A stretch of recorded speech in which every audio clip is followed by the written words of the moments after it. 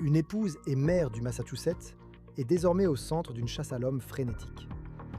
La police affirme qu'elle pourrait être armée et dangereuse. De nouvelles images viennent d'arriver, montrant les derniers instants où elle a été vue. On dirait qu'en se dirigeant vers la fenêtre, on peut voir qu'il y a beaucoup de sang sur le mur de la salle de bain à l'intérieur de la maison. Ce qui rend cette affaire si choquante, ce n'est pas seulement que cette femme est recherchée pour être interrogée en lien avec la mort de son mari, un policier du Massachusetts, mais c'est aussi choquant compte tenu de qui elle est. Combien d'enfants a-t-elle parrainé l'année prochaine? Chérie, tu dois rentrer à l'intérieur. Elle est auteure et militante de longue date pour la santé mentale des policiers. Mais maintenant, les forces de l'ordre sont à ses trousses. C'était une femme. Sa messagerie vocale sur son téléphone, Karen Solomon. Je vais aussi vous faire écouter certains enregistrements mystérieux des communications que nous avons trouvées au début de cette chasse à l'homme. Vous regardez On the Case, présenté par Law and Crime. Je suis Chris Stewart. Dire que les habitants de l'ouest du Massachusetts sont choqués par cette histoire qui se déroule en ce moment est un euphémisme. Nous avons même trouvé une citation de quelqu'un qui a réagi à cette histoire en disant que Karen Solomon est, je cite, « la femme la plus gentille et la plus douce sur Terre ». Mais maintenant, les forces de l'ordre la décrivent comme potentiellement armée et dangereuse. Voici donc Karen Solomon. Elle a 58 ans. Et voici la photo que la police de Worcester dans le Massachusetts a diffusée hier, après avoir fait une découverte choquante dans le jardin derrière sa maison, vers 5h30 du matin. Voici la vidéo qui vient d'être publiée où l'on voit Solomon pour la dernière fois. C'est comme si elle avait été filmée par une sonnette connectée ou une caméra de surveillance de garage en train de marcher vers le nord depuis sa maison. Et elle semble calme. Elle n'est pas agitée, ce qui est surprenant compte tenu de l'affaire à propos de laquelle la police souhaite lui parler. Wild demanderait, s'il vous plaît, ainsi que Byron Emma. Les résidents disent qu'il y a un homme allongé dans son jardin. On ne sait pas s'il respire. C'est donc le premier appel qui est arrivé au centre de répartition de Worcester. Un homme a été retrouvé inconscient dans le jardin de la maison. Les registres en ligne indiquent que c'est là que vit Karen Solomon, ainsi que son mari, Kurt Solomon, dont nous allons parler dans un instant. Mais je veux détailler ce que nous avons appris sur Karen Solomon et qui elle est. Lorsque vous écoutez activement, que vous faites attention et que vous n'interrompez pas, vous êtes plus ouvert à ce que les gens essaient de vous dire. Solomon est la cofondatrice d'une organisation à but non lucratif appelée First Help. C'est un groupe qui travaille à sensibiliser au suicide chez les policiers. Solomon est également auteur. Elle a écrit plusieurs livres sur la santé mentale dans les forces de l'ordre. Et nous avons trouvé plusieurs photos de lui en train de parler lors de grands événements à travers le pays au sujet du suicide chez les policiers et de la nécessité de ressources pour s'assurer qu'ils soient pris en charge. C'est un travail très admirable. Et cela rend ce dont nous parlons en ce moment très difficile à comprendre. Maintenant, en ce qui concerne la victime dans cette histoire, il reste encore beaucoup de questions sur ce qui s'est passé. Mais le syndicat de la police de Worcester a identifié l'homme retrouvé inconscient dans le jardin de la maison comme étant le mari de Karen Solomon. Il s'appelait Kurt Solomon.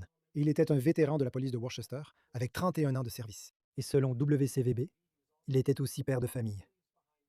Il laisse derrière lui 2 fils adultes. Maintenant, nous ne savons pas ce qui s'est passé entre Karen et Kurt, ni quel est potentiellement son rôle dans tout cela. Mais la vérité, c'est que Kurt finit par être retrouvé mort dans le jardin de leur maison.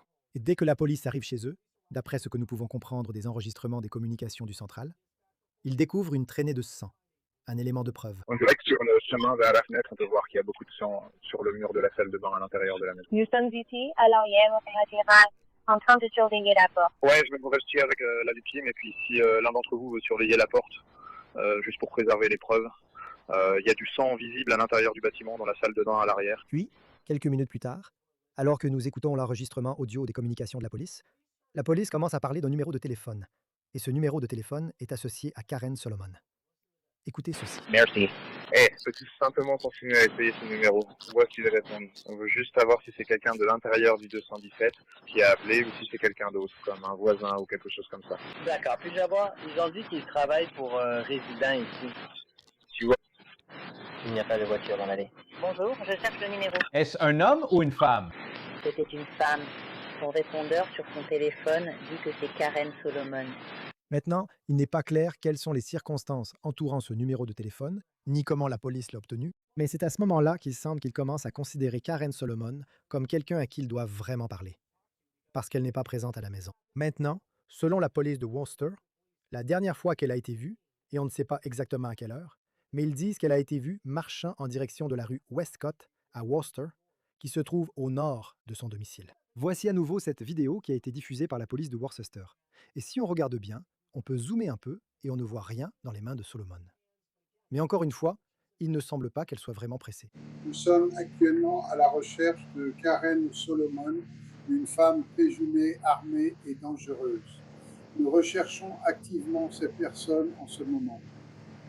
Nous avons de nombreux services qui nous prêtent assistance. Sur cette chaîne, nous parlons de crimes, d'enquêtes et de justice. Pourtant, une menace reste rarement à la une des journaux. Les informations personnelles qui sont collectées et vendues à votre sujet en ligne. Si je vous disais que votre adresse, votre email, votre numéro de téléphone et même des informations sur votre famille sont achetées et vendues en ligne sans que vous le sachiez. Chaque jour, des courtiers en données et des sites web publics collectent, publient et vendent des informations personnelles. Cela peut entraîner du spam, des arnaques, le vol d'identité et peuvent compromettre votre vie privée. C'est pourquoi j'aime Incogni. Saisissez votre email et Incogni détecte automatiquement où vos données sont exposées, puis envoie des demandes de suppression pour vous. Le tableau de bord de l'application vous fournit des rapports détaillés indiquant exactement où vos données ont été supprimées et, avec l'abonnement illimité, vous pouvez aller encore plus loin. Collez simplement le lien d'un site exposant vos informations personnelles et les experts d'Incogni en protection de la vie privée s'occuperont du reste. La mise en route ne prend que quelques minutes et après une autorisation ponctuelle, Incogni fait le plus gros du travail pour vous. Reprenez dès aujourd'hui le contrôle de votre vie privée.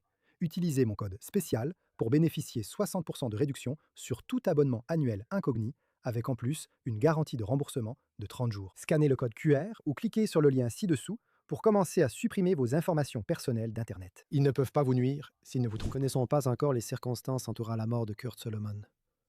Nous ne savons pas s'il y a eu une sorte de confrontation. Nous savons que la police dit qu'elle veut simplement parler à Karen Solomon. Elle est recherchée pour être interrogée en lien avec la mort de son mari. Elle dirige une grande organisation à but non lucratif appelée First Help, qui sensibilise au suicide chez les policiers. Et ce groupe, alors que cette histoire commençait à faire la une non seulement en Nouvelle-Angleterre, mais dans tout le pays, a publié un communiqué. On peut y lire notamment « First Help est au courant de l'enquête en cours à Worcester, dans le Massachusetts, concernant la mort d'un officier du service de police de Worcester dans le cadre de la recherche de la cofondatrice de First Help, Karen Solomon. Notre première préoccupation va à l'officier qui a perdu la vie, à sa famille, à ses collègues et à la communauté des forces de l'ordre de Worcester. Nous adressons nos plus sincères condoléances à tous ceux qui sont touchés par cette tragédie. Nous reconnaissons également les nombreuses familles des forces de l'ordre et des premiers intervenants qui ont été touchés et soutenus grâce au travail de First Help au fil des années. Nous comprenons que les circonstances actuelles peuvent profondément affecter les membres de cette communauté, en particulier ceux qui ont placé leur confiance en First Help lors des moments les plus difficiles de leur vie. Nous restons déterminés à soutenir ces familles et à honorer la confiance qu'elles ont placée en notre organisation. Rejoignez-nous maintenant pour en parler davantage avec l'ancien détective du NYPD, Tom Smith, également co-animateur de l'émission Gold Shield. C'est toujours un plaisir de vous avoir ici sur Law and Crime. Vous savez, il y a le procureur et ensuite le chef de la police locale de Worcester qui, lors d'une conférence de presse hier, ont déclaré que Karen Solomon est potentiellement armée et dangereuse. Et d'un côté, vous voulez vous assurer que le public est, vous savez, conscient de ce qui se passe. En même temps, vous savez, si elle suit tout cela, et qu'on ne connaît pas les circonstances entourant la mort de son mari, cela semble quand même être des mots très forts à utiliser. Qu'est-ce que vous pensez de ce genre de langage lors d'une conférence de presse et en présentant l'objet de cette enquête? Eh bien, cela revient simplement à, vous savez, prendre les devants sur quelque chose. Vous savez, concernant la scène de crime, nous n'avons pas beaucoup de détails, mais selon la cause du décès, cela peut mener à la qualification d'armée et dangereuse. Vous pouvez être armé et dangereux avec un couteau. Vous pouvez être armé et dangereux avec une arme à feu. Vous savez, est-ce que son revolver de service ou son arme de service n'était pas à la maison? Donc cela pourrait les amener à penser qu'elle l'a peut-être. Ou bien est-ce que la blessure était une blessure par balle et l'arme n'est pas là? Vous savez, il y a donc plusieurs facteurs qui entrent en jeu lorsqu'on qualifie une personne d'armée et dangereuse. Et beaucoup de ces éléments proviennent de la scène de crime. Oui, c'est pas très clair, juste en écoutant la radio de la police. Ce qu'on peut seulement, vous savez. On ne peut pas tout comprendre. Mais c'est comme combien, vous savez, de ces policiers de Worcester arrivent à cette maison et ils réalisent que Kurt Solomon, qui était un vétéran de ce service depuis 31 ans, était la victime qu'ils étaient en train d'examiner. Mais d'après ce qu'on peut comprendre, il a été retrouvé dans le jardin. Ils disent que ce sont les résidents qui l'ont trouvé. On ne sait pas s'il y a eu une sorte de tumulte qui a mené à cela. Mais ensuite, il semble qu'il y ait une traînée de sang menant à l'intérieur de la maison. D'un côté, vous avez la recherche de Karen Solomon. De l'autre, vous essayez de comprendre ce qui s'est passé.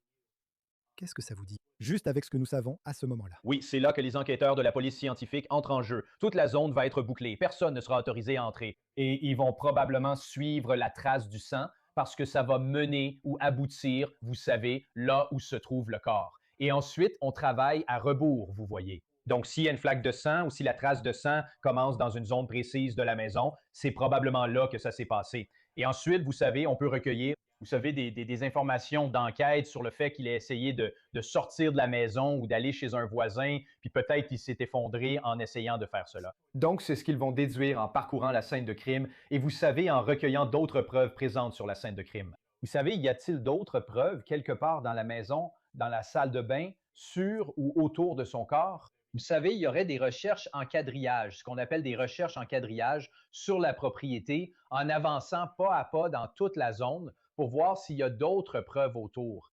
En ce qui concerne la recherche de Karen Solomon, l'appel est arrivé vers 5h30 hier matin.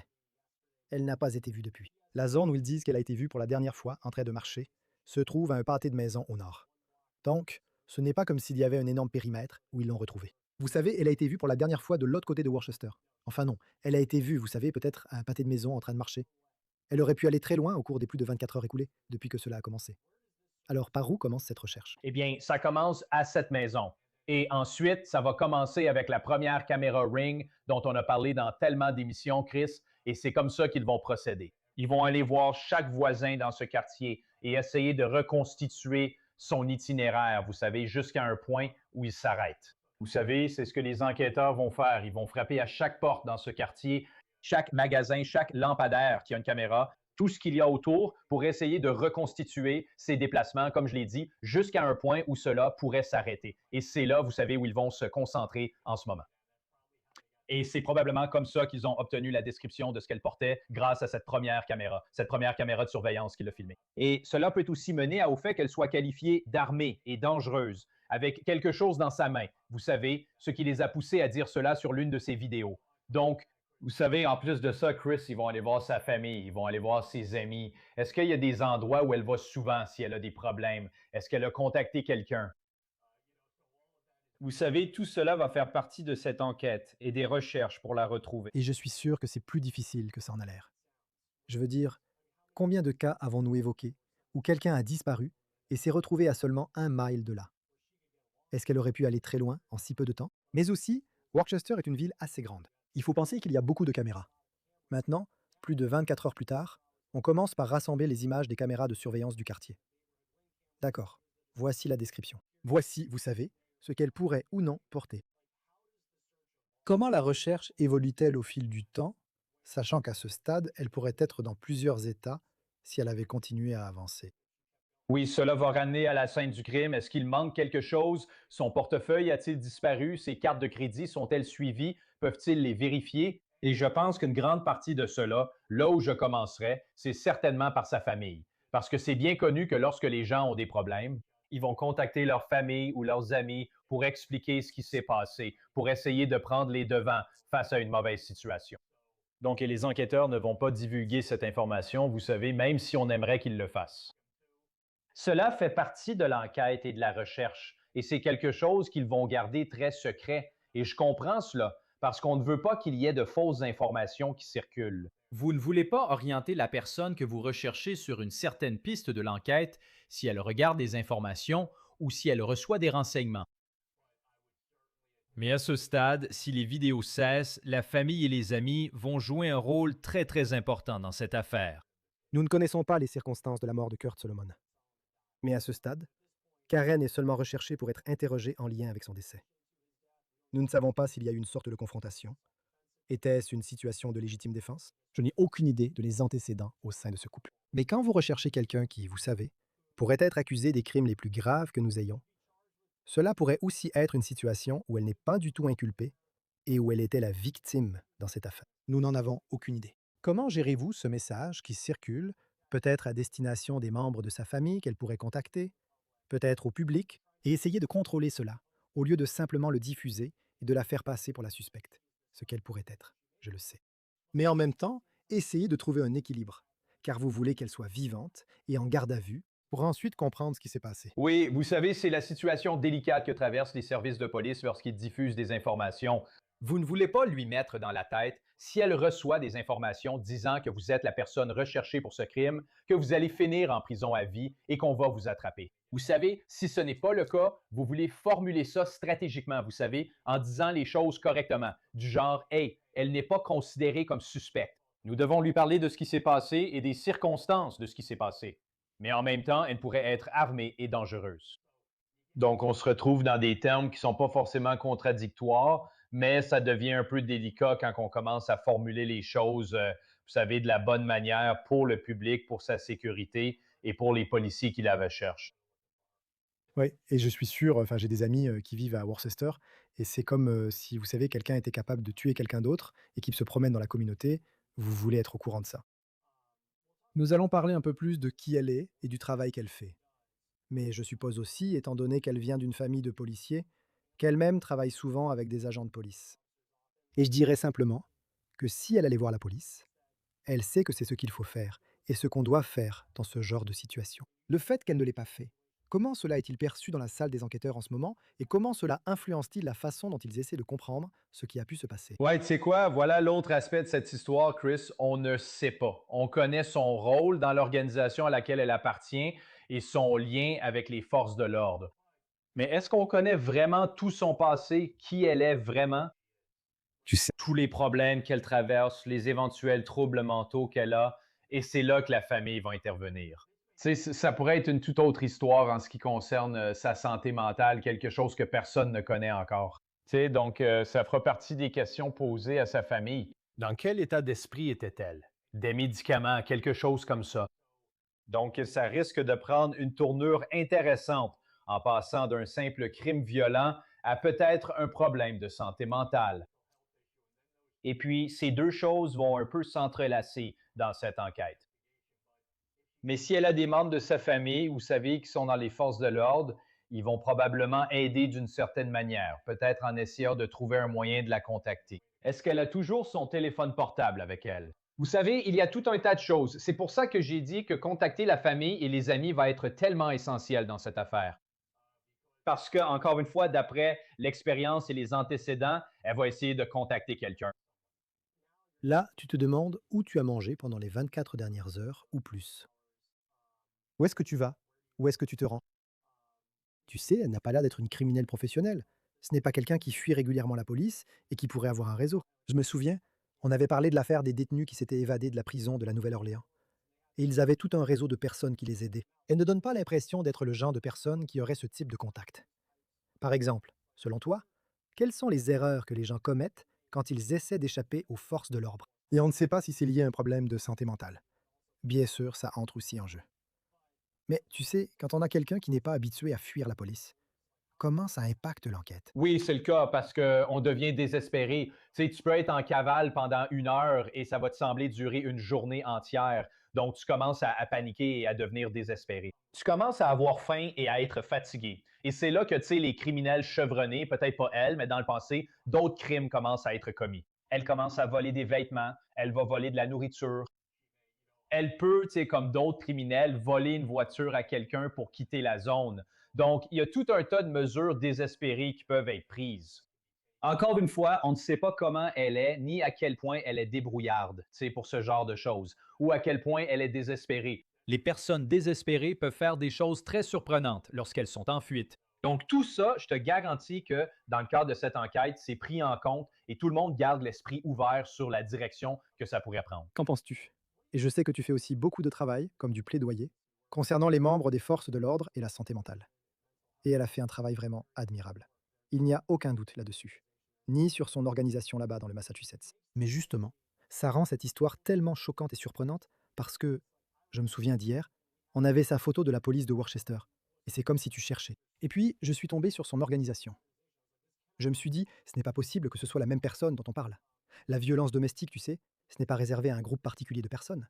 Ça arrive de beaucoup de façons différentes. Juste, quelle a été ta réaction en voyant qui elle est, le travail qu'elle fait, et pourtant voilà la situation dans laquelle elle semble se trouver? Ouais, c'est triste, tu sais, elle consacre une partie de sa vie à prendre soin des forces de l'ordre et de leurs problèmes de santé mentale, et puis quelque chose comme ça arrive. Mais ça montre simplement à quel point la violence domestique est imprévisible. Ça peut arriver à n'importe qui, peu importe ce que tu fais, peu importe ton rôle, ton organisation ou quoi que ce soit d'autre. On a vu des célébrités y faire face, on a vu des politiciens y faire face, on a vu, tu sais, d'autres membres des forces de l'ordre y faire face. Donc, c'est juste triste. Tu sais, tu ne veux jamais voir quelqu'un qui est un tel défenseur des forces de l'ordre.